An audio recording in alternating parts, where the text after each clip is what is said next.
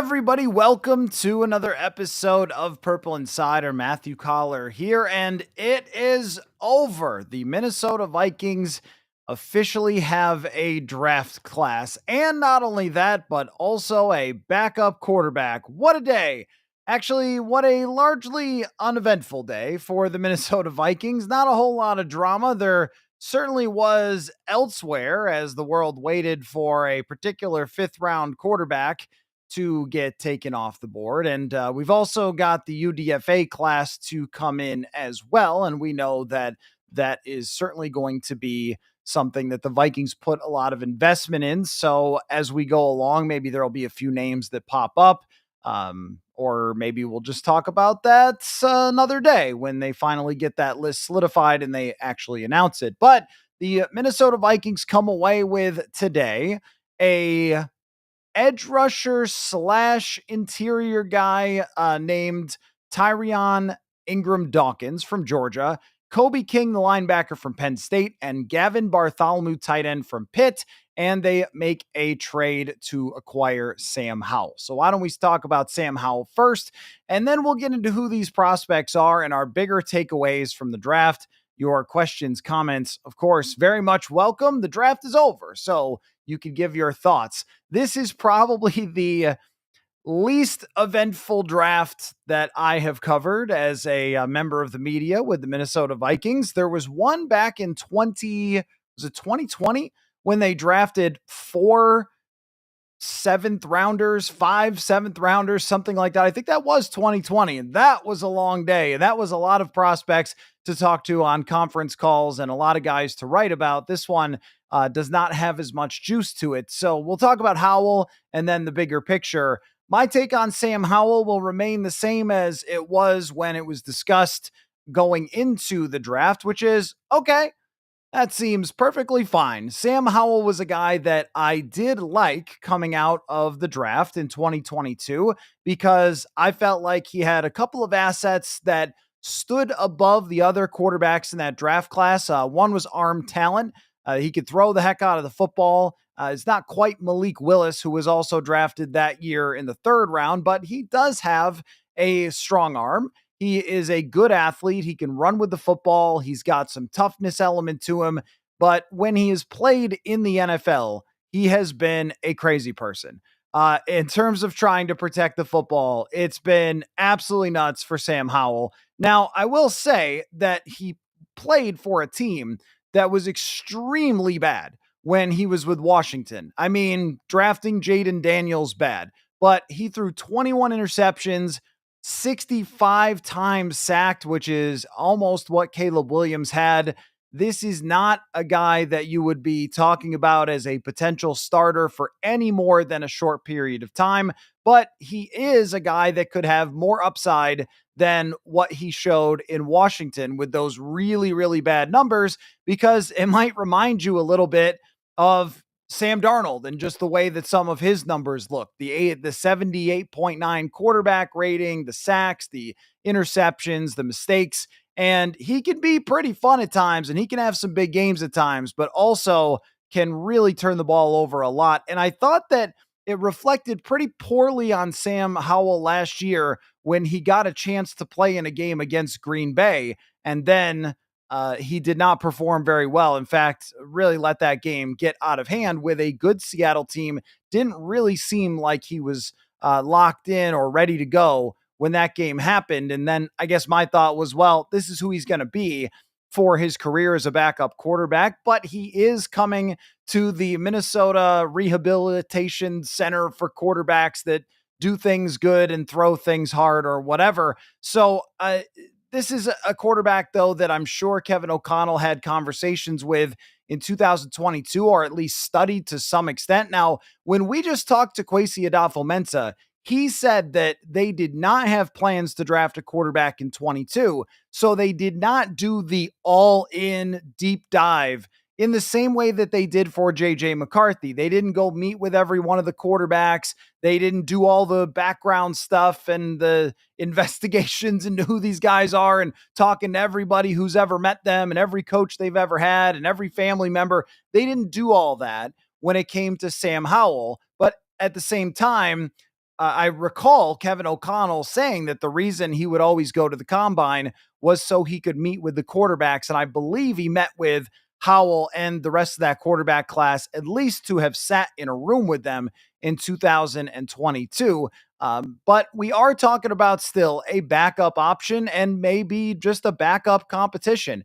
And Wally says Howell is Nick Mullins 2.0 with a better arm, which is fine. And, that might be the case. That's really all he can be in the NFL. He is still on the younger side. He is, I think, a little more physically gifted, as you said, than Nick Mullins, but the recklessness with the football, that is a similarity and also a staple of backup quarterbacks. It's kind of what you get. But does Sam Howell have enough talent to come in and go 2-2 if they needed 4 games of somebody to start because JJ McCarthy got hurt for a month? Sure. But there was no available quarterback that they were going to be able to go get that would compete with JJ McCarthy or that would be someone that you could trust for an entire season to make you a playoff contender. All the names that were tossed out there, basically a bunch of Sam Howells, where you go, okay, I guess it's not Carson Wentz, but even if it was, this is not very different. Maybe Wentz is a shade better than Sam Howell. Maybe Sam Howell doesn't even preclude you from bringing in another guy if they wanted to have a real backup quarterback competition along with Brett Rippon, who you hear Kevin O'Connell mention all the time. And he likes Brett Rippon, so it's very possible that he could just beat out Sam Howell. But you just throw numbers at it. Maybe they'll bring in an undrafted free agent quarterback as well, just to see if that is somebody they want. And yeah, if it's Wentz, if it's whoever, it doesn't really matter. They could still bring somebody else in and just say, all right, everybody work that out amongst yourselves as far as the backup quarterback situation. But if Howell is QB2, then all right, you're always looking for him not to play. You're looking for him to stay on the sideline. And if he does have to play, to just be prepared and maybe protect the football a little bit better than he did when he was in Washington. But again, it is an apples to oranges type of situation when it comes to Sam Howell versus playing in Washington. I don't even know who, let me take a look here. Who was Terry McLaurin, of course. But aside from that, I mean, what kind of weapons are we talking about for Sam Howell when he was with Washington? Curtis Samuel, Jahan Dotson, Logan Thomas. These are guys in the league, but they come nowhere close to the likes of Justin Jefferson, Jordan Addison, TJ Hawkinson, and so forth. And I don't even know who was the offensive coordinator. Eric Bieniemy was the offensive coordinator, and then he didn't even stay in the NFL after that. So that might be a little different for Sam Howell as well. Whatever quarterback they have, we can always project something a little bit better or a lot better than whatever that quarterback has been before. So if Howell is the backup, perfectly fine with me. And I think you could probably trust him to at least have the Vikings be competitive if he had to play in a couple of football games. That's what I got. And they gave up nothing for him. They just slid back a little in the draft. Turns out totally fine. So let me go through some of these draft picks. They were calling him Ty.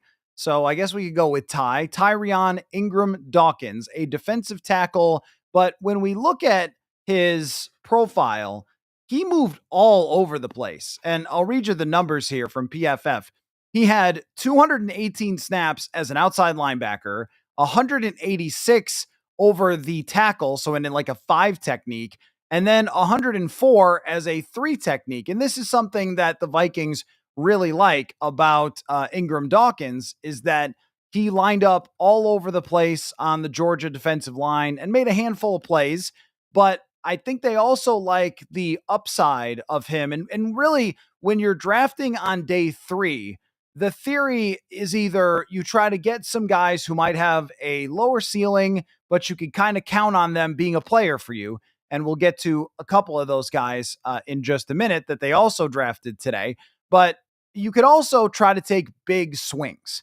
And I think that when it comes to Ingram Dawkins, this guy is a little more of a big swing because he went to the NFL Combine and he crushed it at the Combine. I like that comparison Pete thrown out there, Jihad Ward. I mean, it is kind of that sort of player where he is really a tweener by his size, 6'5", 276. I think that's actually a great comparison because He is not clearly a defensive tackle, doesn't quite have that much weight, not clearly a defensive end, maybe a little too big for that, and definitely not clearly an outside linebacker, but maybe somebody who could stand up and rush up the middle, or someone who could develop, put on a little muscle, and become a three technique type of player because he has the physical attributes to do it.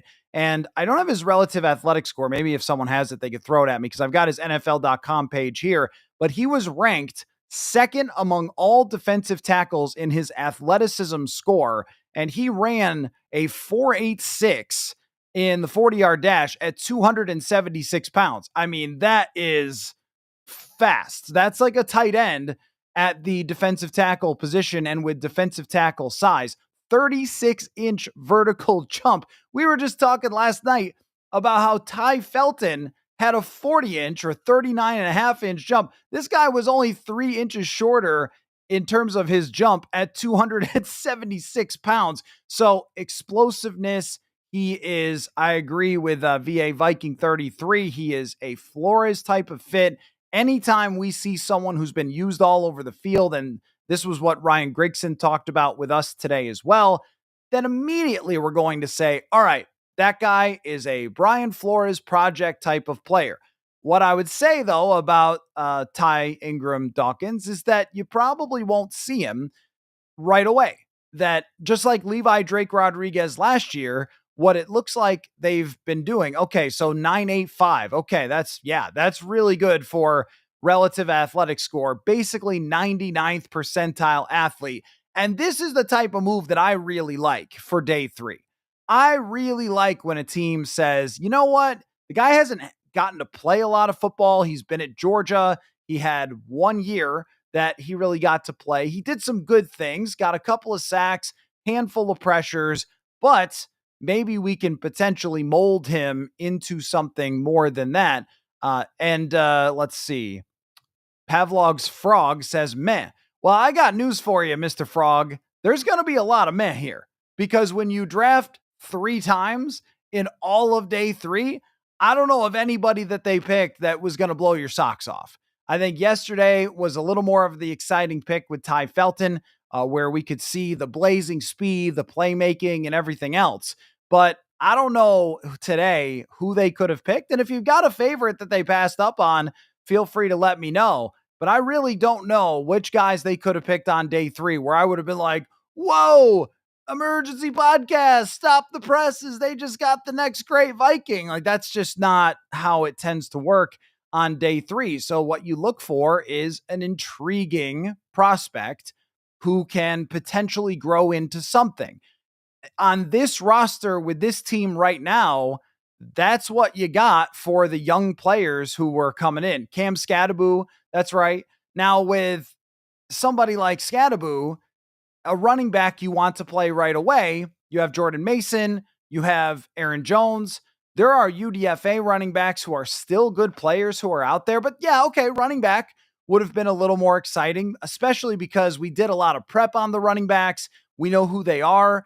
But is there a gap between a Skattebo and a guy from a UDFA? Because look at this class. It was talked about as being so deep.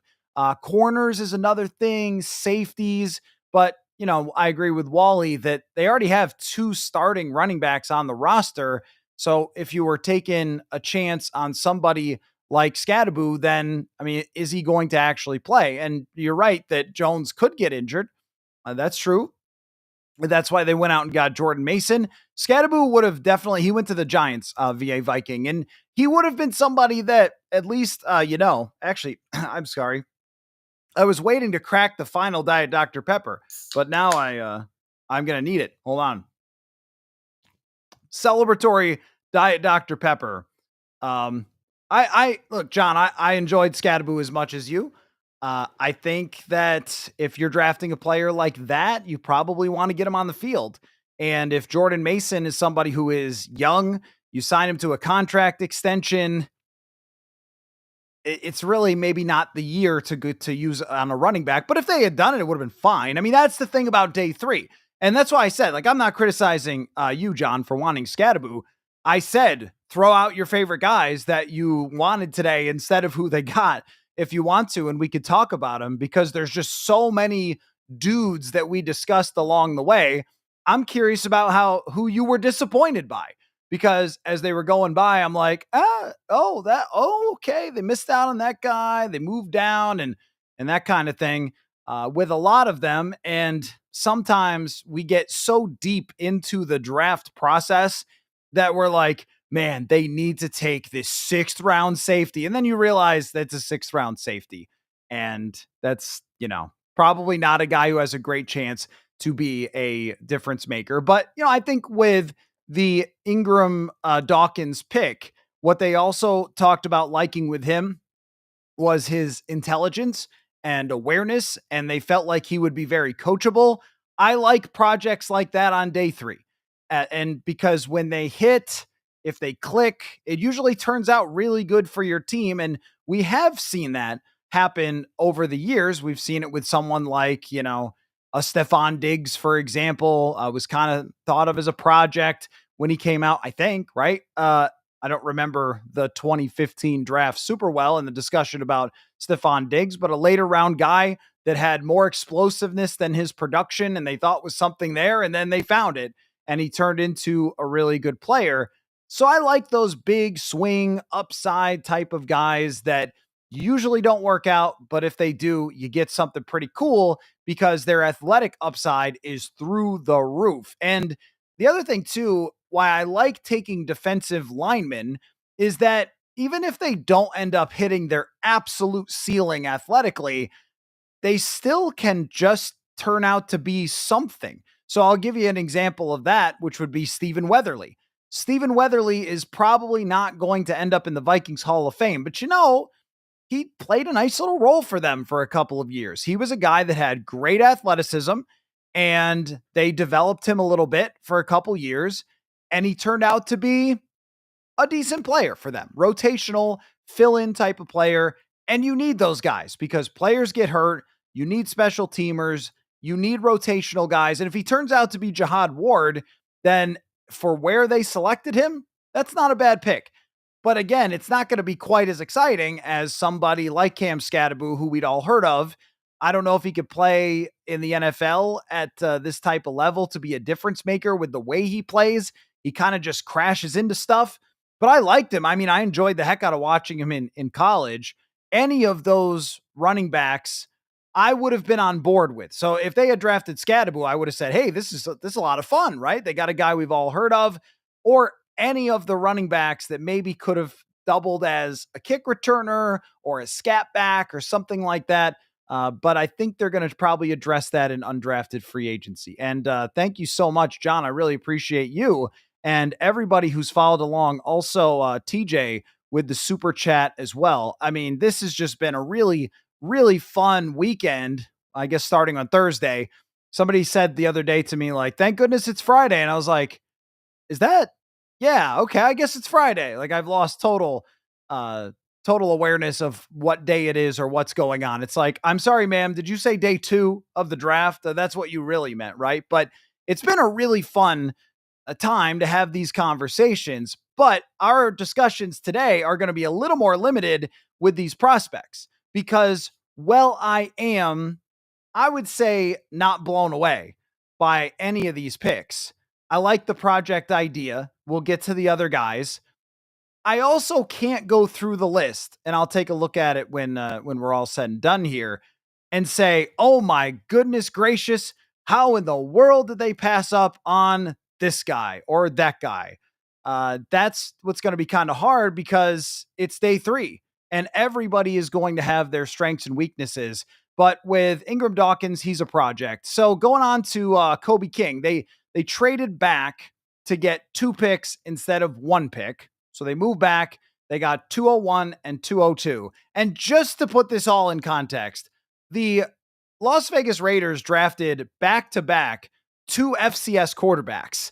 And you never know with those guys, but that's kind of where we're at. Like the Ravens took a kicker because they might have to cut their kicker because he might be, and like that's what's happening on day 3 of the draft, where you have either projects or guys that have very limited ceilings or you're taking FCS quarterbacks for the vibe. Kobe King. Now, this is one where I got a text from somebody in the league when they drafted Kobe King that said, "Hey, I think you just got a good player there in Minnesota." I'm like, oh, okay, interesting. So I went to his PFF page and so forth, and he is an absolute monster in terms of stopping the run and tackling. And in the coverage part of it, it's a little bit hard sometimes to use the coverage stats as if they are gospel when it comes to a player like this. They're more of just okay, but sometimes if with linebackers, if the other team is just checking down in front of the linebacker, I mean, it's not exactly like it's crazy. Like he's crazy opportunity or something. Now, the very interesting thing about Kobe King is that he has a twin brother who is playing for the Green Bay Packers. Sorry, I'm searching and talking at the same time. But Kobe King has a twin brother who is playing for the Green Bay Packers. Like, how crazy is that? Kalen King, he's a cornerback. I mean, that's going to be quite a rivalry. You could get ready for those features. But anyway, so at pick 200, I mean, he had really good PFF grades, over 80 in back-to-back years. He was actually good in coverage in 2023 for his grade and not as good this last year. Really good blitzer, 16 quarterback pressures, great run defense grade, blew up a lot of plays. So he might kind of just be a ball player that they were interested in and somebody who could carve out a role for himself, or at very least, be a developmental player that's on special teams in the first year. And then you're looking a little bit down the road. But in that room, okay, Max Brosmer signed with the Vikings. Okay, that's interesting. That's interesting. I really liked the way Brosmer played for the Gophers this year, by the way. I was somewhat intrigued by him as somebody who could get an opportunity in the NFL. I mean, he's the best quarterback the Vikings have had in a long time. I'm sorry, not the Vikings. The Gophers have had in a long time. So good for him. Maybe he'll compete for a practice squad spot or something. So going back to Kobe King, anyway, the breakdown here with Kobe King is that when you look at his PFF page and his grades, there is a lot of green. I can show you guys this. There is a lot of green on this guy's page. I mean, look at this. This is impressive. Green and blue is elite. Green is really good.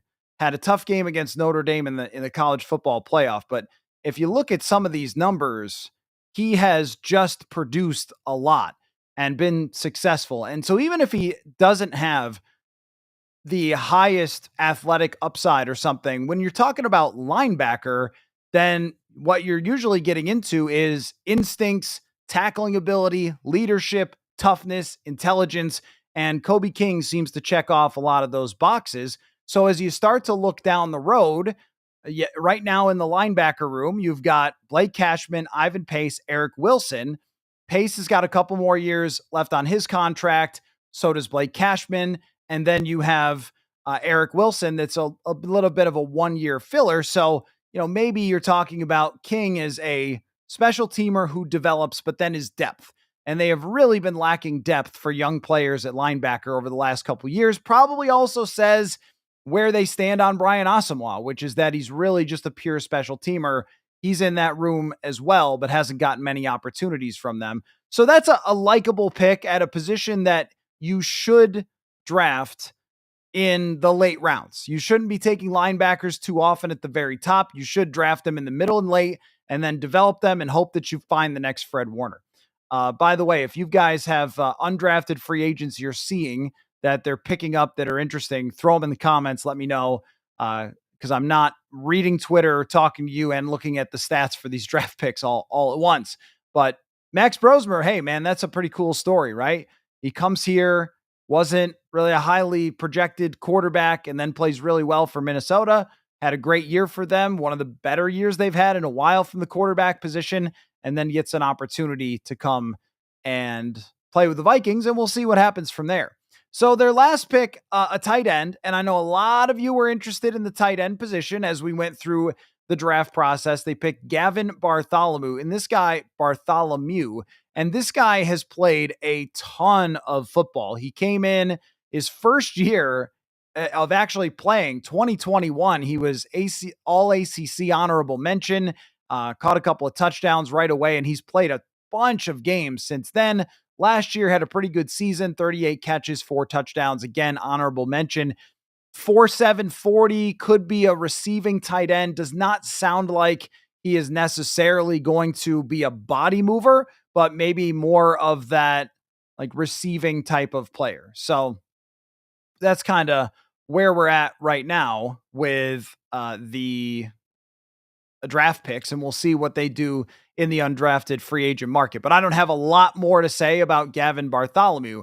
And the bigger picture is when your team has almost no draft picks, I really don't know how you come away with a fan base that's going to be through the roof excited. I mean, they started picking today in the 5th round. And when we look at where they picked, including the moves down, as I was watching the picks go by, I certainly was saying like, oh, that guy was interesting, or, maybe this guy or that guy would be somebody I would have looked at. But how many guys would I say, how dare you, Minnesota Vikings? Not many of them. I'll take a look right now to see who some other ones that might have been interesting, but they weren't even picking like crazy, crazy higher number of these guys. So they start out the 5th round with Ingram Dawkins. Let's see who was on the board after that. I was interested in Riley Mills, Jordan Phillips. Some of you guys liked the Shadur Sanders thing. We can definitely talk about because I do have some thoughts on that. Jordan James, the running back from Oregon, and DJ Giddens, the running back from Kansas State. Those guys were on my list too. Jaden Blue from Texas, just clear they did not want to go with that position. A couple other ones. Marcus Embo dropped it a lot. He was talked about as maybe even a 2nd or 3rd round pick, the guard from Purdue. Then we're getting into deep cuts, though. Elijah Roberts, an SMU edge rusher, kind of caught my eye. It's hard after that. Aronde Gadsden was a position switch player. How many other of these guys were you talking about? So you're not going to come away from a draft like this and go, they crushed it. They've got all the next great players. Maybe the only thing you might have said is that there was some corners there, as Evan mentioned, Zy Alexander, Kobe Bryant, which is Cobee, Donovan Edwards, the running back. A lot of you wanted running backs. Jaw Joyner. Yep. Jaw Joyner would have been an interesting player. I think what happens all the time is we end up falling in love with some players throughout the process and becoming convinced that they would be really good draft picks. And sometimes they do. Sometimes there's a guy that works out and I go, oh man, I love that guy coming out in the draft. Aeneas Peebles is one of them. He ends up going to, where did he get drafted? Pick 210 with the Ravens. I was like, darn, Ravens, you took Aeneas Peebles and not the Vikings because he had really good numbers. Devin Neal was another running back that they could have potentially taken. Jalen Reed, a safety from Penn State. It seemed like they just were really not very sold on the idea of taking corners and safeties in this draft. And that's where we can now zoom out and take a look at what the actual entire depth chart looks like and where these guys fit in, just the entire draft class, including the first 2 days, because it looks pretty darn complete to me, doesn't it? And that's another thing, like where on this depth chart were they supposed to try to fill out in the draft where you could have gotten a 5th or 6th rounder and said, oh, well, we're filling a need with this 5th rounder, but they did not shoot crazy high. Seth McLaughlin, I don't know, for the center, was at Ohio State, the center? I did not see his name. Somebody let me know if Seth McLaughlin got drafted.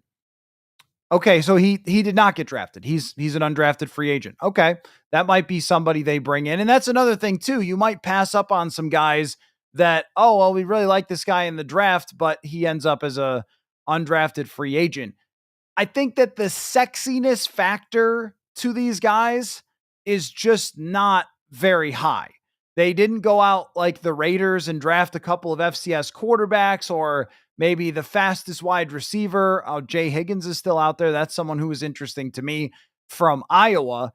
they didn't draft positions that are all that exciting. I think they actually played the draft kind of like Kwesi Adofo-Mensah with his golf analogy the other night. If you caught that, what he was kind of trying to say about the draft is, let's keep the draft on the fairway here. Let's not go crazy and end up, getting a double bogey or something. Like, let's make sure we get there and get a par.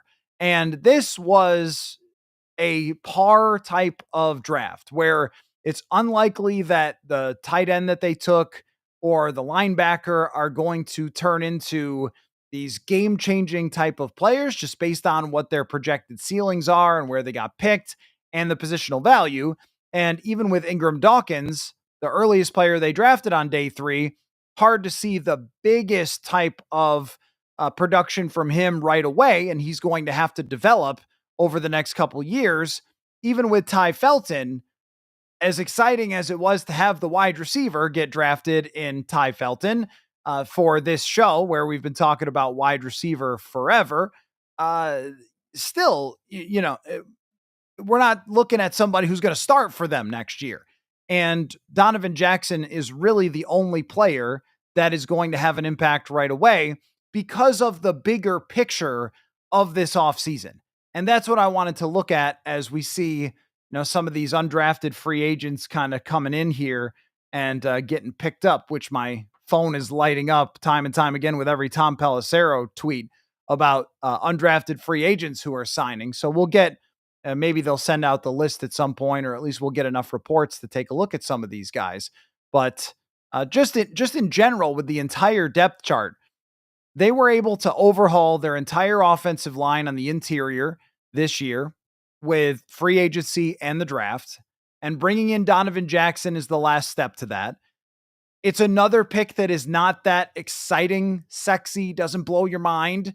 And there was the whole discussion about, well, did they reach or how much of a reach it was? But I think if you look at the character fit, you look at how he played as a tackle and the fact that he was even able to grow as a tackle and continue to develop as a player while he was playing out of position last year, that all that makes a lot of sense to me because it helps JJ McCarthy. It has a trickle down effect. So I'm not so concerned about it being a little bit of a stretch, right? But it's definitely not one that you're going to run outside in the streets and yell, "We got him, Donovan Jackson, a guard." So, I mean, maybe some of you did, but I'd be surprised if there were too many huge celebrations. It could be one of those that has an overall bigger picture effect by plugging that hole. And I look at Ty Felton as the same kind of thing, where right now it's all right. This guy's going to kick return. He's going to be maybe wide receiver 4 behind Jalen Naylor. And if there's an injury, then he slides up or he slides into a playmaker's role or he punt returns or whatever it might be. He competes with Rondale Moore for a spot in the wide receiver room. Also not the most impactful type of player, but in the long haul, it might turn out to be something there where Jalen Naylor is going to be a free agent after this year and he steps into that role or he develops. And 2 years down the road, you're saying, man, Felton is so exciting because he runs that 4.3 and he's got the 40-inch vert and he can break tackles and make plays in space. You could be saying, well, he's so exciting and such a good player that you can not pay Jordan Addison and then you can spend that money elsewhere or something, right? Like there's lots of different iterations of that, but I like that pick for potentially a little bit now and then down the road a little more. Then you get to today's picks and it's a guy who could turn out to be something along the D line if he develops well, which they have, I think, maybe 3-4 guys in that room who are just like that. Taki Taimani had his moments last year. We all enjoyed Levi Drake Rodriguez with the hair, and he's a big, huge guy, and he's quick and everything. And now you throw another number at it. I like that idea. Throw another number at the interior D line. Let those guys fight amongst themselves for a position as they go forward here and develop behind Jonathan Allen and Javon Hargrave. And then, okay, there's guard guy in the chat. We were waiting for you on night 1, guard guy. It was your night. And you're right. The Vikings should be happy about their two starting guards. This is your offseason, finally, guard guy. You've been waiting forever.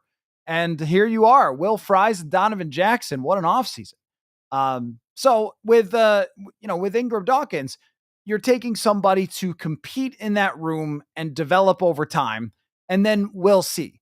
And with Kobe King, you might have a contributor right away on special teams, depth right away. He's got leadership capability, somebody that might be able to outperform his physical expectations. And then with Gavin Bartholomew, that's your depth tight end that they were looking for. They were looking for the Johnny Munch replacement, and that's about what you would expect from somebody like that. So if we're trying to grade the overall draft, it becomes kind of difficult because, and we'll include Sam Howell in this too. So we include Sam Howell in the overall haul of the draft.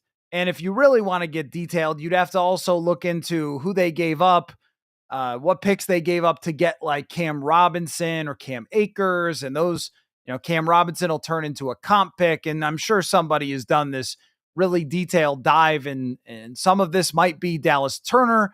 I'm sure something of this is Dallas Turner, right, from last year. So there's a little more complicated to it for why they had no picks, but it's a hard draft to go, man, I am juiced up. It's more like, okay, it all makes sense. It's not going to cause some sort of crazy debate here. Oh my gosh, I wanted Kobe King instead of, some guy who was in the 6th round. And I felt like Donovan Jackson was even the same kind of thing where it's like, there isn't really a lot to debate here. Maybe you're like me and you wanted them to take Luther Burden there, but they kind of got a different version of Luther Burden in Ty Felton. And okay. And with Nick Mullins, even the same sort of thing where there's not really a lot of arguments to be had about Sam Howell. Did I say Nick Mullins? I meant Sam Howell. With them going back and, going back a few spots just to get Sam Howell. Okay. They didn't really give up anything. He could come into camp and compete with Brett Rippon and whoever else, and apparently Max Brosmer, and there you go. That's fine. It's a very matter-of-fact type of day. It is not one where we're going to be throwing rocks at each other and having a discussion. But as just to circle back, though, as we go back, and this is a good point by Gattino's Christmas channel, is that there really aren't a lot of spots on the roster for a ton of draft picks to try to make. And as we go through it, solidifying the offensive line, that's a really, really good job by the Vikings this year to do that, to be able to fill those positions that had been such a struggle in pass protection. And then the backfield, where you get Jordan Mason. You don't have to give up a whole lot of draft capital to get Jordan Mason, but that fills another spot that we were looking at in the draft and saying, well, they'll probably have to draft somebody, but they instead get a 25-year-old guy who's already averaged 5 yards a carry in the NFL. All right. Wide receiver position, they did not get somebody who is going to be an instant person who competes with Jordan Addison for wide receiver 2, but could add something to the room. Even if he just adds, remember what they tried to use Jalen Reagor as? Remember that? They tried to use Jalen Reagor as the punt returner / like wide receiver 4, rotates in, gets the football, runs a jet sweep. Well, what if it was a little better version of that with Kai Felton for this year? Like that could be pretty helpful. Tulane wide receiver Dante Fleming signing with the Vikings. Okay. Interesting. Always interested in the wide receivers. You know that. We'll take a look at what they've got there, if I can find it. So, they were able to add, there we go. There's Dante Fleming on my PFF page. Not the most productive, but certainly a deep wide receiver, eh? He, 19.3 yards per reception. That's pretty serious. Over almost 600 yards on 31 catches at Tulane. And only 4 drops. Okay. Always worth a swing with these guys. Apparently weighs 167 pounds. They do not care about how much people weigh, do they? So back, just going through the depth chart here and what it looks like now with the rookies on it. With the wide receiver position, I was just looking at this in 2022. I've referenced a few times that KJ Osborne had 90 targets that year as wide receiver 3, but also they had Jalen Naylor and Jalen Reagor combined for 26 more targets. And if that is what uh, Kai Felton ends up doing, and he ends up getting something like 30 targets and makes some plays and returns some balls and then has a chance to be something in the future, that would be a big win for them right away. And along the D line, nothing really changes here with the draft with Tyrion Ingram Dawkins. He's just going to be somebody who competes in that room. There will be probably somebody who doesn't make the roster that we expect to, but overall, if you include the outside linebackers and the D line, there is a lot of competition there. They move out Patrick Jones, but you've got Bo Richter. Gabriel Murphy from last year made a good first impression. And then on the inside, then you also have,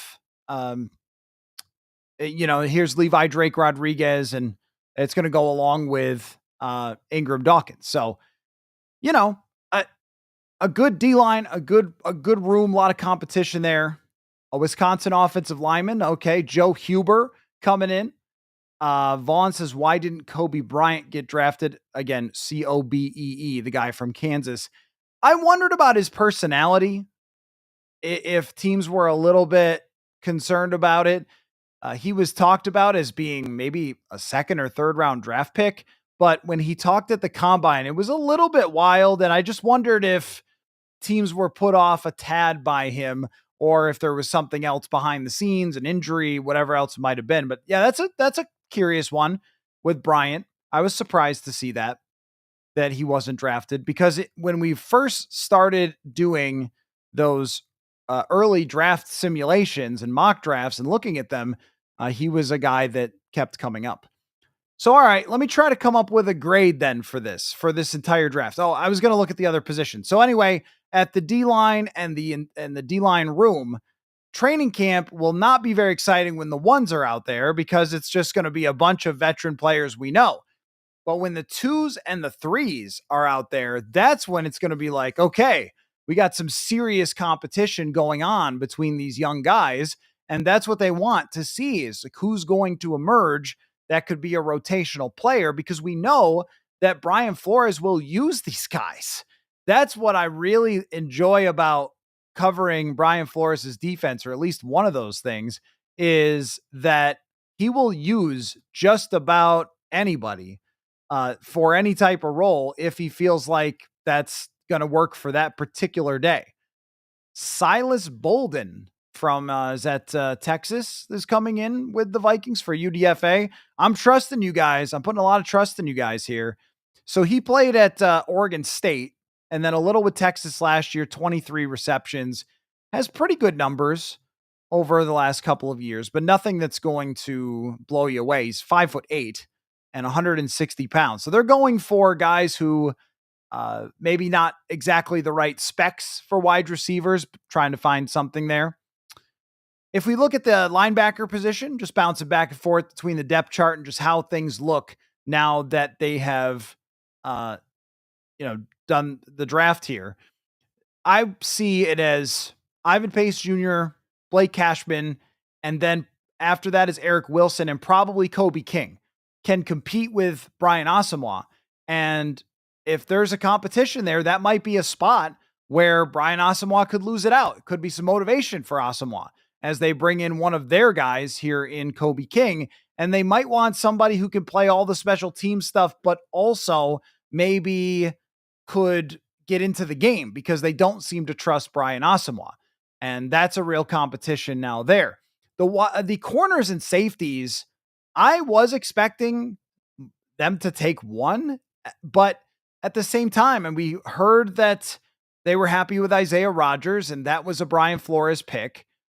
But at the safety position, it's even more interesting, because I think this says a lot about Theo Jackson.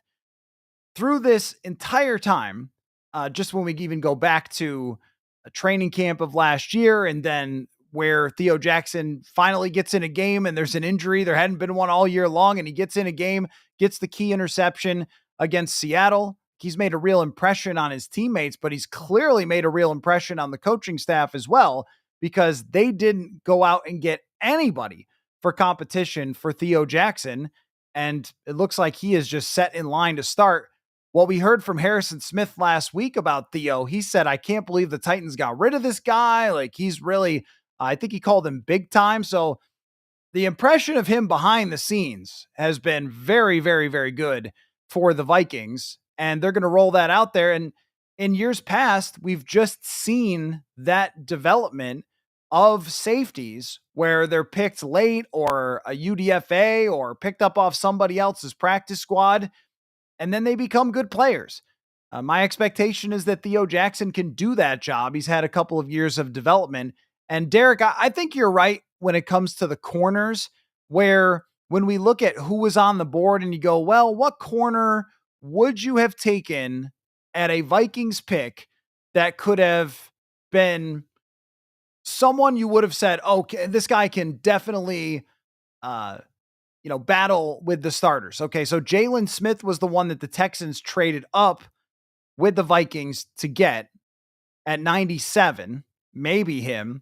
And then Upton Stout was taken from Western Kentucky. Not really super sold on that. If they had 12 picks, we'd probably have some corners to talk about, but we just really don't. It's an F draft for not getting all the players you wanted. That's right. That's the thing. They just didn't get a lot of players just in general. So as we try to grade it, I guess I would say that you have to give it like a B. I don't know, right? If we're being serious, yeah, as Matt says, if we're being serious, then I would probably just have to say a B. The only criticisms that I would have is that when we look at these positions, it's really hard to see anybody making an impact soon. And that could even go within the next 2 years. A lot can change in 2 years, but Ingram Dawkins is probably going to need that just to develop to be ready to play. And then Kobe King, they've got the linebacker spot pretty well solidified there. And you look at, even the tight end position, that's just purely depth. Let's see. Surly Viking says, would you rather have Howell or Jones or Mullins? I assume you mean Daniel Jones. I don't know. They're all not good options. Those are all not good options. Daniel Jones was considered by far the best backup option for the Vikings. He was 3-13 with 10 touchdowns and 13 interceptions in his last 16 starts. That's the best option. Normally, you're just not really looking at a whole lot of guys that could win you games. Nick Mullins would have been fine if he stayed. I think you're looking for a bit of an upgrade there talent-wise, and that's what Sam Howell is. Sam Howell is a bit of an upgrade in terms of talent-wise. Derek says he likes Ingram Dawkins. I do too. When we talked to him, he's somebody that seemed like he had the right approach, as if he really understood what was ahead of him, that he needs to learn a lot, that he needs to play a lot more football, that he's very willing to develop. And that's something we were looking for. He's a defensive tackle, and I like when you draft defensive tackles. CJ West was mentioned there. That would have been someone who probably has a little bit lower ceiling, but is easier to guarantee. Now, this is an interesting thought from Mustin Sir here. The Kirk possibility is dead. Is it, though? Does Sam Howell end the possibility of Kirk Cousins coming here? I don't know. Daniel Jones with this offense, or Sam Howell with this offense. You could do that for anybody, but Daniel Jones has never really been good, and Sam Howell has never been good. And Nick Mullins was only briefly, occasionally good. It's just that none of the options say to me, wow, this guy could win 12 games, 11 games if you were to throw him in there. We talk about what are the most recent examples of a backup quarterback coming in and playing well. I guess Joe Flacco, but that's a guy who's won a Super Bowl before. And he did it with an elite Cleveland defense, great running game. And he got to the first round and got blasted and then was gone. And so it's like, I don't know, that's the best recent example other than Case Keenum, which was maybe a once in a lifetime type of thing. So a bigger picture thing for me is, oh, I'm sorry. Let me get back to the Kirk Cousins thought. It's odd that Kirk would be connected to the Vikings in any way. Adam Schefter saying it on Rich Eisen last week really made me go, are we doing this? Are we having this conversation? Sam Howell does not keep you from getting Kirk Cousins. I will say that because this is a guy who was drafted in the 5th round. He went 4-13 when he actually got to play. He throws lots of interceptions. I mean, if they really want competition for JJ McCarthy, if that's what they really want, if they are really not actually as sold on JJ McCarthy as they say, then yeah, I guess they'll make a trade for Kirk Cousins. I don't know why Kirk would accept it though, because it's the same exact situation unless they told him he could compete for the starting job. And then again, that would just be weird. It would just be very weird after they told Aaron Rodgers no to then, because they were so sold on McCarthy, to then go get someone who would clearly be competing with him. It doesn't add up at all. But if we're saying that it's completely dead, because they got Howell. I can't say that for sure. It'll be completely dead when he's the starting quarterback of the Pittsburgh Steelers, which could happen very shortly. Cleveland has their 18 different quarterbacks in their room, but the Steelers, they got Will Howard and Mason Rudolph. I expect that they're going to try to trade for Kirk Cousins once all the dust settles here. But naturally, I would not be interested at all in having any veteran quarterback that's going to compete with JJ McCarthy. It's time to go. That was definitely an Aaron Rodgers take, but it's also an anybody take. It's time to go with JJ McCarthy and just let any of that other discussion go sideways. And most of the people who have brought up this idea of them wanting Cousins to come back and be the backup, most of them admit that it doesn't seem very likely at all. So that's just to put a little bit of a bow on that. But the way that I look at this draft is, think about you ever seen the iceberg analogy? It's the iceberg analogy is sort of used to describe when you only see a little bit of the work, but a lot more went into it, right? That's how I think of this NFL draft for the Minnesota Vikings. I think of it as being the iceberg, but everything else has been done over 3 years to build up this big iceberg. And then this was just a little tippy top of it. And that includes spending a lot of draft capital to get veteran players or to move up and to get the types of players that they wanted, like Dallas Turner, who could this year take a big step for them and then be a significant part of this defense. They've used a lot of that draft capital through the years to get a TJ Hawkinson, for example, or to make filler moves last year, but then they'll get some capital later. But Cam Robinson, I think we all agree, was the right thing to do with Cam Robinson to make that trade and not have Blake Brandel try to play left tackle and just get annihilated for the rest of the year. At least Robinson gave him a chance to play for that 15th win, to play in the playoffs. He didn't come through when he was there, but he gave them a shot at that. That's draft capital that you have to use. Well, it makes a lot of sense to use that when you're in a win now mode, but it definitely does not make for an exciting draft day. They're getting a punter, Oscar Chapman. You mentioned Kobe Bryant. Is he coming here? That's a name that keeps popping up. Is he coming to the Vikings? Let's see. Mustard Sir, what do you think of the few Vikings fans that wanted Shedeur here? I think that there's some people on the internet that just say stuff because they know it's going to get engagement. You'll never believe it, but I don't think it's all genuine. I'm starting to think just a little bit. I've become suspicious recently that there might be some performative opinions that are designed to get a lot of attention that maybe people don't exactly believe on the internet. So you got to have an eagle eye for those. I'm figuring out. I mean, no one actually thinks that, right? About the Shedeur Sanders thing. But since you brought it up, Michael says a B to B plus draft could become an A. But I think it's going to be hard to become an A because there's so few players. But really, what does this draft really rest on? Before I get to the Shedeur thing, this draft really rests on pretty much 1.5 guys. Donovan Jackson for sure. If Donovan Jackson becomes a solid starting offensive guard, this is a great draft for the Vikings, considering how little they had to work with, the position that they ended up taking. I mean, if that guy solidifies the line with the center, the guard, the tackles they have, and they are a really good offensive line for the next 2 years, it's a great pick. Just to use, because my brain works in PFF's grading system. If he ends up with a 70 PFF grade, which is pretty good for a guard, that line is phenomenal, absolutely phenomenal. And then it's a home run pick. He doesn't need to be a superstar for it to be a home run pick. He needs to be a cog in the machine.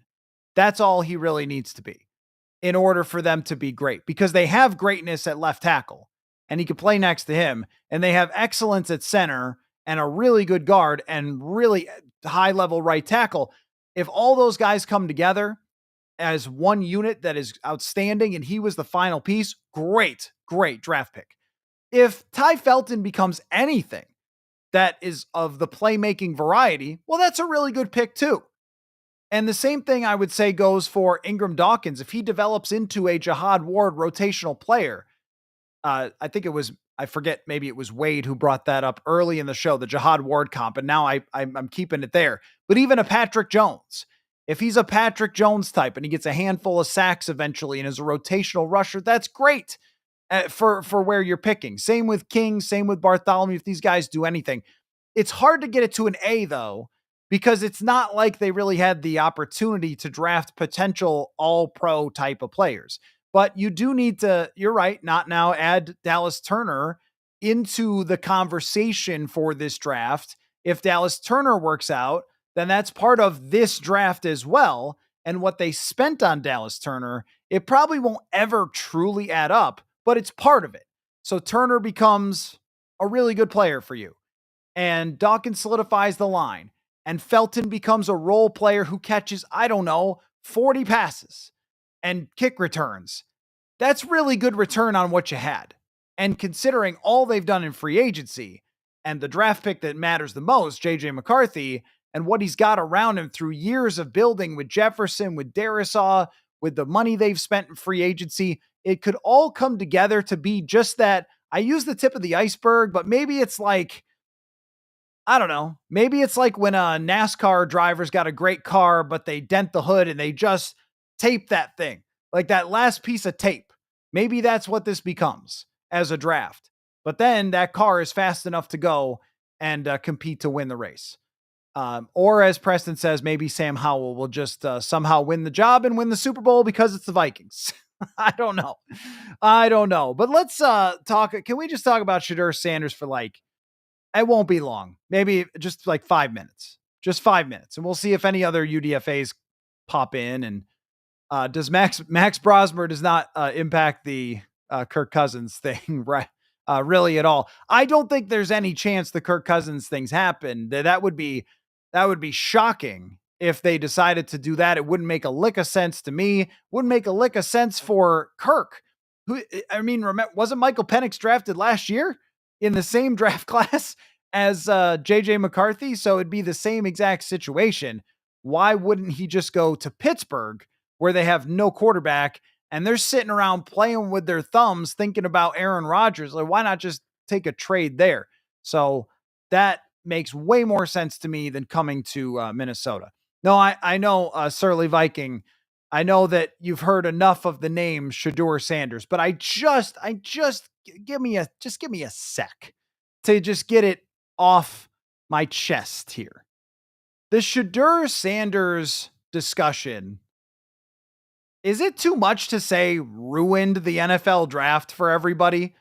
It became so annoying to have every single pick be talked about through the lens of Shedeur Sanders and all the teams that were passing up on him, that there are dozens of players and teams who got exciting draft picks. And think about if you are one of those players and you're getting drafted and your family's there and they're like, turn up ESPN. We want to hear what they're saying. And every single draft pick Instead, their family's like, let's go back and watch because they screamed and yelled, let's go back and watch ourselves on TV. Let's see what the guy said about you. It's got to be so exciting. And with every single pick, Mel Kiper is screaming like a freaking lunatic about Shedeur Sanders. It was like, this is intolerable. The coverage from NFL Network of that topic was massively better than ESPN because they talked about it real quick and then moved on. And I think that's just being NFL Network, feeling like we can't just keep pounding away at this one subject over and over and over again. It drove everybody up the wall. And here's the other thing too. This is not unprecedented. We kept hearing how unprecedented this is. We cannot believe that someone's dropping in the draft. What? The Vikings just traded for a guy. I looked this up. They just traded for a guy in Sam Howell, who was projected as the 56th best prospect in the 2022 draft, and he went in the 5th round. This is not unprecedented at all. There were mock drafters last year who were saying Spencer Rattler, he is going to be a 2nd round pick. And yet he was drafted in the 5th round. Will Levis dropped out of the 1st. Malik Willis was mocked by an ESPN analyst the day before the 2022 draft, number 2 overall, dropped to the 3rd round. It happens all the time where quarterbacks surprise us because teams have so much more information than we do. And I think what a lot of these analysts did was they ignored all of the warning signs that this could happen with Shedeur Sanders that we discussed on this show. They ignored all the warning signs. What happened at the combine? It was out there at the combine that he was having these bad meetings. And then he went to the podium and had a disaster podium at the combine, which does matter, by the way. How you're going to look in front of the media as a quarterback. You have to talk to the media every single week. And you're the front door to a $5 billion franchise. So that was a problem. And then apparently he got in an argument or something with Brian Dable, and just that matters, man. The Minnesota Vikings traveled to Oregon, Washington, Michigan, all over the world to interview these quarterbacks. How they interview matters a lot. So if Shedeur Sanders interviewed terribly, acted arrogantly in the process, acted like he was guaranteed to be a top 5 pick, but also did not have the skill set to be a top 5 quarterback, had a skill set of a 2nd round quarterback, it totally fits that he would fall out. And then the conspiracy people, the NFL is out to get Shedeur. They're teaching these guys a lesson about NIL. The F they are. Absolutely not. No way, no chance. I'm sorry you fell in love, but the guy wasn't who you thought he was. It felt like a lot of people were projecting something on Shedeur Sanders that he's not. He's got an okay arm. He is a terrible athlete by the standards of a Josh Allen or a Lamar Jackson. He's nowhere close to the best athlete quarterbacks in the league. And when you add in concerns that you're getting a circus to go along with him, which you are, to go along with bad interviews, and an overall incredibly arrogant approach to the point where he's building himself an entire draft house or whatever. Who wants this? Like, what team is signing up for this? If you're going to take a back end of the 1st quarterback, it's got to be Teddy. It's got to be Derek Carr. It's got to be somebody who's mature and is going to take a humble approach and develop and all those things. It's not going to be a circus like Shedeur Sanders. But I promise you, if he was good enough, he would have been number 2 overall. If he was good enough, NIL, this or that. Are you serious? He just wasn't as good as you thought he was. And that hurt a lot of feelings. Including Mel Kiper's. He was not as good as you thought he was. Same with Jimmy Clausen back in the day. Same with a lot of the Malik Willis fans. Oh my gosh, they were so hurt. The NFL is so dumb for Pat. No, they're not. And I heard Mel say something to the extent of the NFL's been getting quarterbacks wrong for 50 years. Really? A couple. But let's look at the quarterbacks around the NFL right now. Allen, Mahomes, Lamar. Jalen Hurts was a second round pick. I think a lot of the quarterbacks that are good right now were taken in the first round. Jaden Daniels, CJ Stroud. What do these guys also have in common? They went through the process in the draft. They threw at the combine. They played in the Senior Bowls and stuff like that.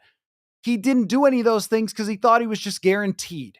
He thought because I'm me and I'm Shedeur Sanders and I'm the son of an all-time great player that I don't have to do any of this stuff that Michael Penix had to do. Michael Penix was a way better quarterback in college than Shedeur Sanders, and he did all that stuff. And it just became a mess.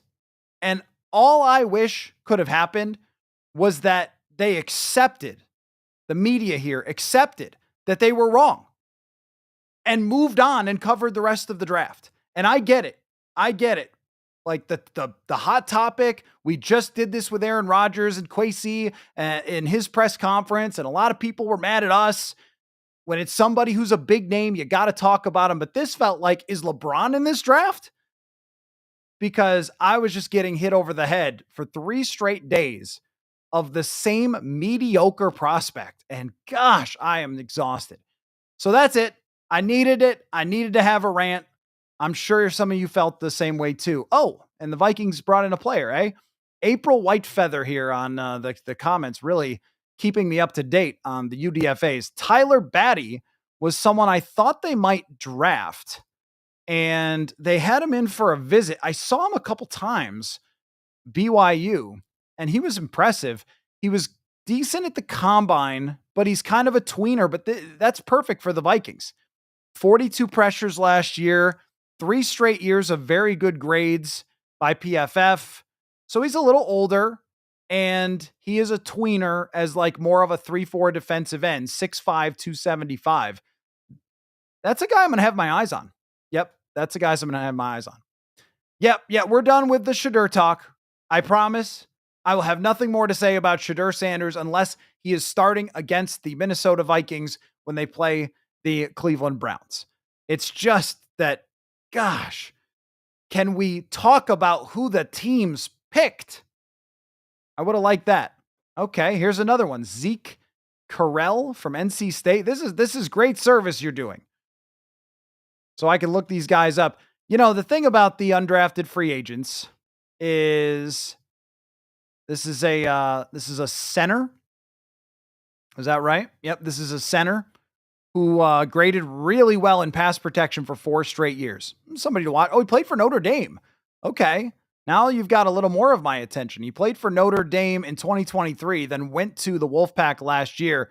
Over 70 grade in pass protection for 4 straight years, listed at 6'3", 300. Another developmental center to go along with Michael Juergens. Oh, does that count as my yearly mock drafters rant? Ish. I'll say yes and no. Here's the thing about the mock drafters. Nobody knows who the teams are going to draft. And here's why. Because they don't tell anybody. And that's part of the fun for me, is trying to figure out who they're going to draft. Oh, who's it going to be? And then we get to draft night, and then it's Christmas morning. Oh, this is great. But if your projection is wrong, then talk about how your projection was wrong. Don't talk about how the league is wrong. Now, on Lamar Jackson sliding to the back end of the first, okay. But if someone gets to the 5th round, you want to talk about how a team is wrong for passing a guy in the first. That's different. Even to the Jalen Hurts into the 2nd, that's different. If you want to say, how the heck did they let Luther Burden drop, these foolish NFL people? Okay, all right, well, that's fine. We can all have that discussion. If you miss by 5 rounds, that's on you. That means all the information these people claim to have, this is, there it is. You just set me off. All the information these people claim to have, I'm hearing this guy's got this. I'm hearing this. Yeah? Okay. Well, maybe. But if you missed on the biggest name player by 5 rounds, maybe the information's not as good as you claim. I don't know. But then one more thing, everyone called the Browns geniuses and playing. I heard 3D chess. Well, that's what the Browns are known for, right? Just The league is dancing on the Browns' puppet strings here, right? That's what's happening. The Browns are just lapping the league all the time, especially at the quarterback position. If there's one team we can all trust that is far ahead of the rest of the NFL on the quarterback position, let me tell you who it is: the Cleveland Browns. Yeah. Oh, man. A lot of people dug their heels in, and it was weird. It got weird in this draft. It got very, very weird. And that is probably what I will remember it for. So, some of you trying to move me off into other topics, and I appreciate that. We can do that. Steven says, disappointed we didn't dip into the deep DT and RB classes. Kind of depends on how you look at Ingram Dawkins, more of a DT. He'll be off the roster by 2026. Well, come on, man. See, that's the overconfidence that I absolutely freaking despise about the draft right there. You hit me at the wrong time with guaranteeing somebody will be a bust. It's just like, what? The Vikings cut Josh Metellus the first camp. Overconfidence just kills me when it comes to the draft. We don't know how these guys are going to work out. Somebody like Ingram Dawkins, to me on paper, looks like, I don't know. There's not a lot of production there. There's a very high athletic ceiling, but how often does that work? And the answer is not very often. In the middle rounds, it's a fine dice roll. I probably made fun of Rick Spielman for doing this a bunch of times because it very rarely worked. But every guy's different. Every situation is different. And I will go to training camp and OTAs and mini camps, and we'll see where these guys are at, and we'll go from there. Is it a great bet? Does it hit as a bet very often? I'm going to say no, it doesn't. It does not hit very often to bring in someone like Ingram Dawkins. But sometimes it does, and sometimes it becomes Danielle Hunter, and we'll see. So I'm not going to guarantee anybody is going to become anything from this draft, because I that type of overconfidence I think is silly. It's just like the mock overconfidence. Oh, this guy will definitely not be there at this position. Really? You know how it's going to go? You're from the future. We'll see. We'll see. When they like a guy, Brian Flores, and think that he has the right personality fit to develop, then we're going to see. But we'll give him a chance. Guys who are taken in the 5th, 6th, 7th round usually don't work out. So if you come in and say this guy definitely won't work out, you're probably right more than you're wrong. But why don't we see him have one practice before you cut him in 2026? Biggest loser today was Brian Asamoah. Yeah, I guess. I mean, again, we're talking about Kobe King and when he was drafted, not like he was picked in the first round here. We're talking about the 25th pick of the 6th round. So Asamoah will still have a chance to compete. And a lot of times those 6th round draft picks, they end up being cut and then signed to a practice squad anyway. But that is possible that this is now competition for Brian Asamoah. And this is really his last year to take a shot at it, to actually get some playing time. But really, when Eric Wilson was signed, then it was clear that Asamoah will be staying in the same role, or could be cut. But I think he is a good special teamer and has adopted that role. And that's just where he's going to stay. I don't think that Brian Flores really sees him as part of the defense. But if we're doing a winners and losers, why don't we do that? That's a good way to, I'm going to say wrap it up, because I got the rant in. I think we broke down all 3 picks enough. These guys, Gavin Bartholomew, best of luck, man. You're the new 3 tight end. So there you go. And that's all I can really say about it till we see him play. But Ingram Dawkins isn't Danielle Hunter. Thank you, Taylor. Thank you. Thank you. I appreciate that. Well, we don't know, but probably not. You're right. The guy they drafted today with a high ceiling probably won't become a top 5 player in the NFL at his position. You're probably right. That is a very bold bet, Taylor. My point is that you just don't know when, and once you acknowledge that you don't really know how it's going to go, I feel like it's freeing. Yeah, Van Ginkel was a 5th round pick. it's freeing to acknowledge that we don't know how it's going to go. It's much easier for me. It's much less stressful for me to say, all right, here's what they're looking for. Here's why they did this. And now we'll find out how it goes. And what was the logic behind those picks? I think if we're giving a criticism, it could have been a lot more fun. I think it could have been a lot more names we heard of, a lot more positions. Yeah, a winner. Yeah, that's a good well, I'll get to that one. That's a good winner. But it could have been a lot more positions that weren't so safe. It could have been, now they took the wide receiver. It could have been the running backs. It could have been the corners or the safeties that we had heard of as we did draft prep. A little bit more like that, rolling the dice on some guys than it was a safe linebacker, a project guy without much production, which, look, I don't love that. Like, that's not really my style. That I like to have the production when it comes to these middle round prospects over the Danielle Hunter type of swing. But it's just hard when you have so little draft capital. If there's a big criticism to be made, it's that they had so little draft capital. And if they had traded back and back and back and back, then, they traded a little and got a guy. They came away with a backup quarterback, but it wasn't exciting. That's really, if we're knocking it down a peg, all the picks kind of make sense. All the picks can be argued against, I suppose, if you really like somebody. But when it comes to, like, a project DT, a pretty safe tight end, a pretty safe linebacker, there's nothing to go, man, I can't wait to get to training camp to see, Kobe King compete for a special team spot. It just doesn't have a lot of that juice. But at some point, these guys might develop into something. If they don't, well, this is a roster that is pretty deep to begin with and has salary cap space to make up for that in the future. But I think the biggest winner of all for this draft for the Vikings was the most important person in the organization going forward, which is JJ McCarthy. I think JJ McCarthy was the biggest winner of the Vikings draft. He gets an offensive lineman and he gets a weapon. Had it been a really, really fun weapon, then and give me your winners and losers for this. And it could be NFL if you want to, winners and losers. I mean, the losers were us for watching them debate Shedeur Sanders. That we were the losers for having to deal with that for so long.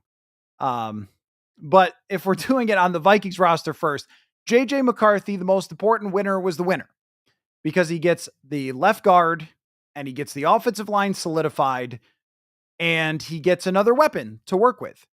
There wasn't a lot of places to put another weapon, but at the wide receiver 3/4, then you're in a good spot. And yeah, I mean, R. Emmer, if you don't like Jackson as far as a pick, then I guess you're not going to give it a very high grade. I think if Jackson works out, there is a trickle down to the entire offense because how do we talk about offensive line? And this is where it's like this individual player versus what they mean to an offense. What do we talk about with offensive line? Weak link system. By drafting Donovan Jackson, they may have just taken out the weak link and replaced a very weak link that ranked in the bottom 5 of guards last year in Blake Brandel and in the bottom 3 in quarterback pressures and made that better. And even if Jackson has some development curve, it's still very likely made that better. And then to add a weapon that even if we reasonably project Ty Felton as a guy who makes some catches and makes some plays here or there, say he gets 17 catches on 25 targets. Okay, that's still helping JJ McCarthy. Now let's say Addison suspended 3 or 4 games. Now he's got to slide up a little bit. Now he grabs a few more balls. Biggest winner, probably JJ McCarthy among the Vikings. I would say Theo Jackson is the biggest winner because they didn't draft a safety with Malachi Starks and Nick Emanware on the board. They said, nope, we are good with Theo Jackson. I mean, what an endorsement for Theo Jackson for them to not only not draft a safety there, but not later either, to even give competition for Theo Jackson. Jay Ward, another big winner because he slides up in that depth chart and he's someone who's been developing over a couple years. I would say he would be a big winner here. maybe the younger defensive tackles, Levi Drake Rodriguez, Taki Taimani, big winners because they didn't go out and get a younger defensive tackle that would have pushed all those guys off the board. Isaiah Rodgers, another one, because they didn't grab a cornerback who's going to compete for a starting spot. So those are some of the winners. I think Kevin O'Connell getting 2 offensive draft picks with his first 2 picks and a backup quarterback, also a winner for this draft. The losers, really, I mean, I don't know. I wouldn't call Jalen Naylor a loser of the draft. I think he's still wide receiver 3. And this is when I was making the argument about wide receiver, it was like, well, look, you could still have Jalen Naylor. He still could be a part of this because he's a weapon and he could go downfield. You're just looking for something else. Blake Brandel clearly, takes an L here. I respect Blake Brandel. I think for a 5 or 6 game period of time, he could be a fill-in player. He is great depth for next year. Important depth. Their depth on the line is pretty good because they brought in Justin Skol, and then you have Brandel, who started a full season, Michael Jurgens, who they really liked last year. This is a good depth offensive line situation. But I mean, as far as other losers go, I don't know. I mean, probably just you guys for not having a lot of picks to talk about or debate. You could say Kwesi for that reason, but I think we also know why these picks aren't here. And they won 14 games last year and it played into that. And they have high expectations this year. Hard to say that they're losers because of that. And then they spent all the money on free agency. As far as winners and losers around the league, I'm going to have to study some draft classes because I'm just reacting to this. And thank you so much to Surly Viking there. Really appreciate the super chat. Thank you so much for that. And also Not Now. Thank you very much. Thank you very much. I'm glad that you have enjoyed the draft coverage. It's been a lot of fun for me. You got to mix in a rant here or there, but overall, I mean, it's been a good time. It's been a good time for me. Aaron, thank you also for the super chat. You guys really rolling in with them today. I really appreciate it. Thank you so much. And really, the winner is always me, but the fact that the chat, which I rely on so much for conversation. Hey, Dwight McGlothern, that's a good winner. That's a good winner. I rely on you guys so much for questions, comments, backs and forth, and it's been awesome. It really has. It's been smart, respectful. You guys do your research on the draft. You respect each other in the comments, but I love how informed everybody comes in to this show every day with really smart and interesting thoughts about the Minnesota Vikings in the NFL. So shout out to you guys. I owe you all for that.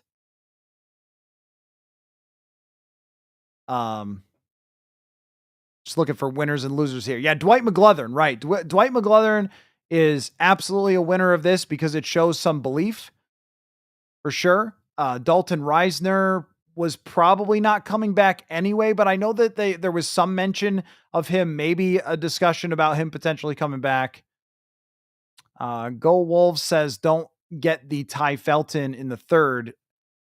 He's a special teamer, seems rich. No, I don't think they see him that way. I don't think they see him as a special teamer. If you look at what he did last year, he caught 96 passes and was a top 10 tackle breaker in college football. I think they see him as a weapon. It might not be a huge weapon right away. Somebody mentioned Jarius Wright 2017 the other day. I think that's right. Is that he's somebody that could, yes, punt return, but also that he can be a weapon to start with longer term as you develop him, maybe something more than that. That's what you're looking for. Winners are the Patriots and Broncos. I definitely think the New England Patriots did a great job. The New England Patriots did a phenomenal job. It just shows you that there are some folks who know what they're doing when it comes to running a team. And Mike Vrabel is one of them. And he is lucky that he was fired by the Tennessee Titans, who just are lost in this world. And, maybe we'll see with Cam Ward. Hey, here, how about this for a winner? Before I go back to the Patriots draft, a winner is Cam Ward. Cam Ward went number 1 overall, and I saw him get interviewed one time on TV, and he seems pretty happy. But imagine being the number 1 overall pick in the draft.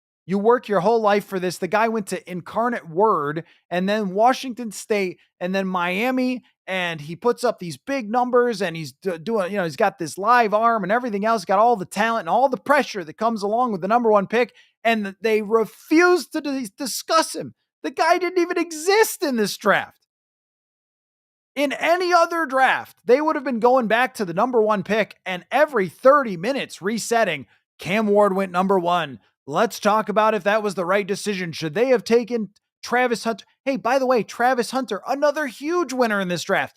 This guy, the amount that his team moved up to take him, and then his GM comes up and says he's going to break the game of football. Like, can we just talk about the number of things that happened that got ignored in this draft? His general manager walked up to the press conference and said, this guy is going to reshape the game of football. That's how much pressure's on Travis Hunter, barely discussed throughout the whole thing because everything was about a 5th round quarterback. Crazy. Those guys are the biggest winners because they didn't face nearly half the pressure that normally guys would as the number 1 and number 2 overall picks. I didn't hear a single debate should the Titans have taken Travis Hunter. And if this guy's going to break football, should they have just taken him? Nothing. No debate whatsoever. That's amazing. Good for them. They don't have to face any of that. They're the winners. Back to New England. Will Campbell, Travion Henderson. Oh man, they got Kyle Williams too. I like Kyle Williams a lot. Jared Wilson, the center from Georgia. And then, after that, I like Josh Farmer too. He was a guy, you want to talk about a guy I would have liked to have seen the Vikings take, Josh Farmer, if they had a chance to take him. And I guess they did have a chance to take him and didn't yesterday. But if they had gotten their hands on him, I would have been quite interested in Farmer for the defensive tackle from Florida State. Those first 3 picks are the ones that'll matter. Really, really good choices. First 4 picks, really, for the New England Patriots. Big winners. Let me go check on Denver. I did not look at their entire haul. I think also Dallas had a good draft. That's right. Jahdae Barron, RJ Harvey, Pat Bryant, the wide receiver, Sevion Jones. Yeah. Oh, and they got Q Robinson, guy to keep an eye on from Alabama, edge rusher. That's a good draft there too. Can we say if, the Ravens is kind of weird because they took another player. I feel like the Ravens are a loser of this thing. Malachi Starks is really good. But they also took another player with sexual assault allegations. Like, really? I mean, you talk about the level of like callousness or just tone deafness for them to do that. I'd put them as a loser. Nick Muse got picked up by the Eagles, actually, so he is not still on the practice squad. So he would not be a loser for today. In fact, a winner because he plays for the Eagles. David, could Cam Akers come back? Yeah, I wouldn't be surprised. Or wait till later and trade for him. Yeah, I wouldn't be surprised, though. I think veteran running back is now back on the table to look at for somebody else who could come in, because it would be surprising if they just left it up to Ty Chandler when they didn't want to use him at all. One more guy could be in the mix there. R. Emmer says your favorite pick was Ingram Dawkins. He's interesting. He's interesting. It's just that when they take somebody like that and you're really not going to see him for a year or two, that's where it's a little less exciting when they take him. But I like the pick for the personality fit and the physical upside, that even if he becomes some sort of role player on the interior, that he has a chance to make an impact at some point. And you need a lot of those type of guys. Oh yeah, Keenan McCardle. McCardle was a winner. Yep. And I saw RM, or I saw the video too of Keenan McCardle. I had the biggest smile on his face about Felton. I think he's got a really good sense for wide receivers and just what makes it work. Ball tracking, playmaking, personality, character, all that stuff. There are some concerns about Felton. He doesn't have the longest arms, biggest hands. He drops some balls. You're not going to get a perfect prospect there. Drake May was a winner. Yep, I agree with that. Jets had a solid draft. I like where the Jets are at. I like what they're doing. I just think that the Jets are a long way away. Oh, I looked at Denver. Oh yeah, RJ Harvey. Who else was brought up? The Jets. And Cleveland. Cleveland had the craziest draft. Cleveland's draft was just insane. I can't make any sense of Cleveland's draft at all. They took Mason Graham. That's a great pick. Trading back is a good idea because they got an insane haul. And then they took a really good linebacker, Carson Schwessinger. Now I'm with you. And Quinshon Judkins. Okay, I'm still with you. Harold Fannin, fine. It's a tight end in the third round. But the back end was so strange. Dylan Gabriel, quarterback, then another running back, and then another quarterback in Shedeur Sanders. Very weird. The top, I don't think they were losers for the top end of their draft. And who knows what's going to happen with Sanders. But I think the top end of their draft was good, unless Travis Hunter breaks football and then they're the team that traded out of it. I think you'd be pretty concerned about that. I would be pretty concerned about that. How insufferable is Jeremiah Searles going to be? Jeremiah's going to be great. I got to find out when he's coming on next week, but for sure going to have him on to break down Donovan Jackson. He was pumped. He texted me immediately, absolutely jacked. We got a guard. Like, exactly. Brett Rippon. No, see, John, I'm going to disagree on Brett Rippon being a loser of the weekend because Brett Rippon's still on a roster in the NFL. So that's a win. That's a win for him. Indianapolis. Okay, let me see. Let's see what Indianapolis did. Indianapolis is kind of just they are in such a weird spot in the NFL in general of irrelevance. What are you as the Indianapolis Colts? So irrelevant that I'm scrolling through the teams having trouble finding them. There they are. Tyler Warren, that's probably a good pick. The edge rusher from Ohio State, the cornerback from Minnesota. This seems fine. Not really game changing, just seems fine. Indianapolis. I think Tyler Warren's a good pick for them. Saints draft. Well, the Saints are the winners for passing up on Shedeur Sanders. That was a smart move. Now, I don't know if Shuck is going to become good or not, but they are not a Shedeur Sanders away. If Shedeur is going to work out at any point, he will work out because he has a phenomenal group around him. And the Saints cannot give that to him. Calvin Banks, they got a defensive tackle from Texas. I don't know. Jonas Sanker, I thought was a good player from Virginia. Yeah, they got some guys. I don't know if they really crushed it other than Banks. They got some guys. The Raiders, let's see, of all the trade backs for the Raiders, I was not paying enough attention to the Raiders. Oh, I love the Raiders draft. I love the Raiders draft. It is the most fun draft by far. The Raiders win the entertainment draft 100%. And shout out to them for that, because the Raiders, to me, when I was growing up, would just do things to get really fast players or celebrity players like Warren Sapp, who was way past his prime, or, they would just be bringing in guys, Jeff George, whoever it was. And they would be a fun team to play with on Madden because they'd have all these either old veterans or they would draft guys that had 99 speed on Madden. That's what they kind of are going for now with their really old coach. But look how fun this is. Jack Besh, the wide receiver, after Genty, Jack Besh, the wide receiver from TCU, Darren Porter, who has insane physical ability, but has basically never played football.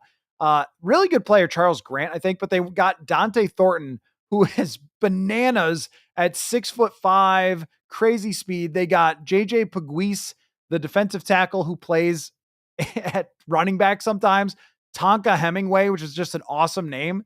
And then they took two quarterbacks, but one of them is going to be a wide receiver, and then the kid from Minnesota. I love that draft. I don't know how it's going to turn out, but that's great. Ty says folks have been dumping on the Bears draft. Take a look at that. This is a fun game where you guys say a team and I look at it and say what I think. The Loveland pick, I didn't get it. I just didn't get the Loveland pick. He might be a good player, but even like, look at some of the passing games that are driven by tight ends. Are you scared?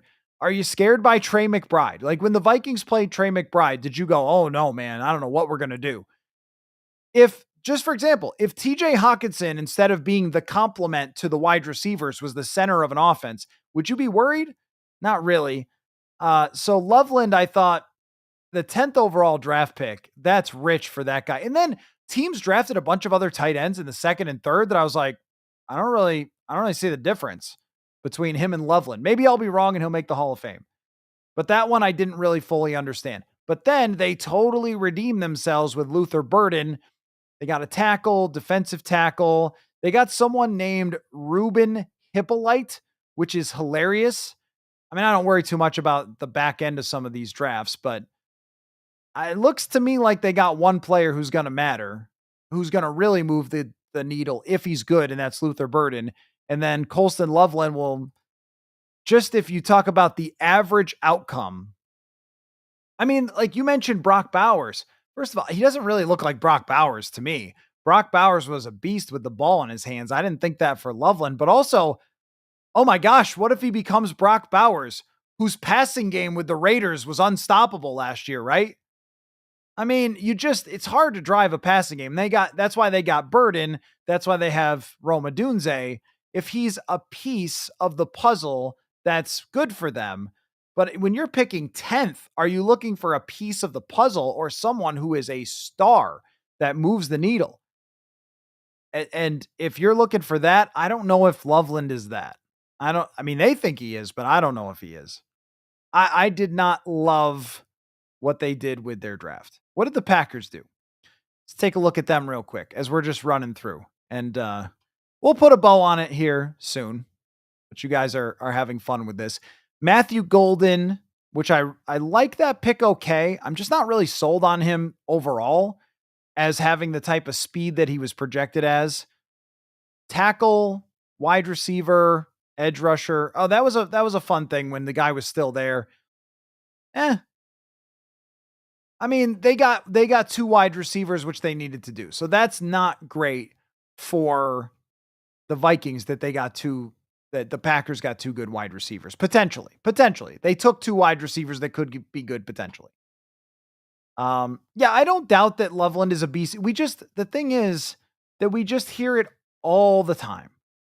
We always hear it all the time that, well, this tight end's different. He's going to be different. He's going to be the one that's the real game changer. And then they just aren't. How many tight ends in the NFL right now would you say are total game changers? Is it 5? Is it 7? And honestly, at the money that they're paying TJ Hawkinson this year, he better be, or it's not going to be worth it. Let's see. Let me pull this up. How many tight ends are game changers in the NFL that you go in and you play their team and you go, oh man, I don't know. How are we going to stop this guy? George Kittle. I mean, Trey McBride averages 10.3 yards per reception. Is that terrifying? Like, he's good, but is it terrifying? Not really. Brock Bowers, maybe. McBride is a maybe. Laporta's a good player. He can go down the field a lot. Travis Kelce has been this guy in the past. It's just a lot of guys. When you go yards per reception, it's just a lot of guys who average 10.2 yards per reception. Is Cade Otton much different than Brock Bowers? Like, not really for the efficiency, just how much they get targeted because of their situation.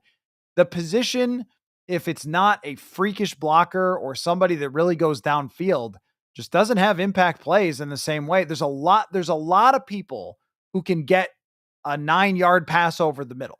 So Loveland has to be phenomenal in order for this to make sense at the 10th overall. I'm not saying he's not a good prospect. I'm saying at 10th overall, that's not something I would do. Yes, Blind Shadow Vortex. It seems that they are signing Max Brosmer. There's been a couple of people who have thrown out some other names that we've looked up. Nobody that has been controversial in any way, but all I have to say about Max Brosmer being brought in is good for him. I love the way he played this year for the Gophers. He was the best quarterback they had in a long time. That's really all I have to say about it. Like, maybe he gets a roster spot. That would be great. He's pretty accurate and knows how to play football in a system that is questionable with the Gophers. So, okay. Well, why don't we put a bow on this? This has been really fun. And I'll put together some more thoughts over on the newsletter on day 3 over at purpleinsider.football, and probably some winners and losers of the day 3. That might be a better way to structure it. My final thought is this. These last 3 days for me have been a lot of fun. Tons of different scenarios to talk about. The drama of night 1 is unlike any other. And last night, the Vikings getting a wide receiver, another weapon. It's a fun position, not just because I bang the table for it, but It's a position where we can all look up the guy and get his highlights and things like that. But overall, we knew what we were getting into here with this draft.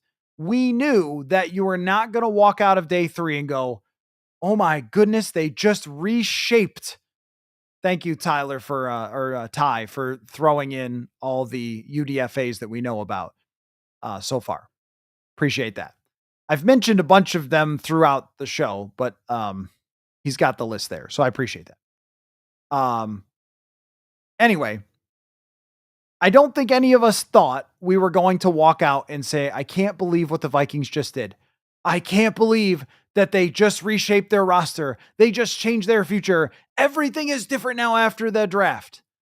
It wasn't going to be that way because this was part of a 3-year project that was really, if any of you watch things like the Food Network where they have those big competitions at Halloween, and you have those people, they build these crazy Halloween things. And then in the last 30 seconds, they run around and they put little tiny details on them. And that's usually the difference between winning and losing. That's how I feel about this draft. The bigger project started in 2000 and really after 2022 season. That's when the bigger project started. When they moved on from Kendricks and they moved on from Thielen and Cook, and they decided not to extend Kirk Cousins. That's where this offseason started, was really then, because that's what led to drafting JJ McCarthy. That's what led to them having the cap space to sign Allen, Hargrave, trade for Mason, bring in all these free agents to fill out the roster because they've got the cap space to do it. And the same with last year, where it was Grenard, Van Ginkel, Cashman. All that stuff is the franchise shaping stuff that happened because of their salary cap situation and the culture they've created where free agents want to come here. This is just a tiny little detail. This is putting a little bit of sprinkle on it. It's not much of a meal. For some franchise, this is the meal. They just made their roster for the next, I don't know how many years. The Vikings, they looked for a guy to fill out the offensive line that they really like, who, if he works out, they could be great on the O-line. They looked for a project. They looked for a playmaker. They looked for a guy to fill out the tight end room if there's an injury and then maybe develop. None of those things are going to cause big celebrations, but it's kind of the best you could do in the position that you're in because they've made other sacrifices to be here, and a lot of it has required draft capital. How Dallas Turner works out will be evaluated with this. Who they passed up on in the first round will be evaluated along with this. And I don't really know how to overly judge the last couple of days. You know, Dino drops in with a C+. Like, how do we even really, what are we supposed to do here with 3 picks? Not a whole lot. But the bigger picture, because now it's done. Now the meal is cooked. The presentation is made for Halloween Wars, and you're ready to show the judges. How do we feel about it? Pretty freaking good. I can't really tell you what they should have done differently. You can nitpick on maybe they should have picked this or that and this or whatever. But if we start really evaluating their process after 2022, after going 13 wins 2022, when they started to tear it all down and make it their team, O'Connell and Kwesi's team, how do we evaluate it to get to this point with your future quarterback, with stars on the roster, veteran players ready to win, a culture that gets an A+ from the NFLPA, free agents that want to come here, an ownership that's not crazy, a coach that's extended. We'll see about what happens with Kwesi. Maybe give him a couple of days to calm down after a draft, but we'll see what happens with his. But a coach who's extended long-term, coach of the year, you're in the best spot. Let me say this. I'll make the declaration, then we'll call it a day. This is the closest the Vikings have been to competing for a Super Bowl since they walked off the field in Philadelphia in 2017. I think last year, at some point, we certainly felt like that was the closest moment, and then we got a really cold dose of reality that was not the case, that the weaknesses were so significant on last year's roster that once they got to the playoffs, it was all revealed that maybe it was some smoke and mirrors throughout the season, or maybe just the worst possible matchups. They had a chance last year, if things had broken right, to maybe go deeper in the playoffs. But the roster had too many weaknesses to win the Super Bowl last year. They've done everything they could to fill every weakness they could. And this was just the little dash at the end. This was not what they were relying on to do that, which I think is a sign of being in a great position to compete legitimately. That doesn't mean they're going to win the Super Bowl. It doesn't mean I'm projecting them to. I'm not saying go spend your life savings on it. All I'm saying is this was the process that has worked for the Eagles. It's worked for the 49ers. It has brought them to this position to be like them for the next few years with these stars in their prime. And so they need some of the young players to step up. They may need Donovan Jackson to be quite good right away in order to have a great offensive line. But this overall is a tremendous, tremendous job by the Vikings, who, when they took over, were in purgatory. It does not feel like they're in purgatory anymore. So this draft was just almost like a let's step back and kind of look at that and fill out a couple of little positions. Next year will be a more fun draft because they'll have more picks, unless they trade them away for players. Then they won't. And we'll do this again. So anyway, can't thank y'all enough for all the great commentary, all the thoughtfulness, all you draft nicks. Everybody's become a draft expert now, which is really fun because that means you're all informed and doing draft sims and having opinions. It's been just a really, really cool couple of days. I do wish for more picks for you for next year so we could discuss a lot more players. But here's what I can't wait for, and here's what's coming up next. This next week's going to be a ton of discussion. Chris Trapasso, Jeremiah Searles coming on the show. We'll get a look at some other teams in the NFC North, their draft, what they think. And then we're not too far out from it. OTAs, mini camp, and seeing JJ McCarthy actually on a football field. That will be soon. I will be in attendance for everything that they have, and I'll be reporting out from TCO Performance Center for that. So good stuff, guys. Thank you so much for watching / listening. Tell your friends, subscribe, like, go check out the newsletter. Stay safe. And don't talk about Shadur Sanders with your friends. You'll just be upset. Okay. Thanks, everybody. Football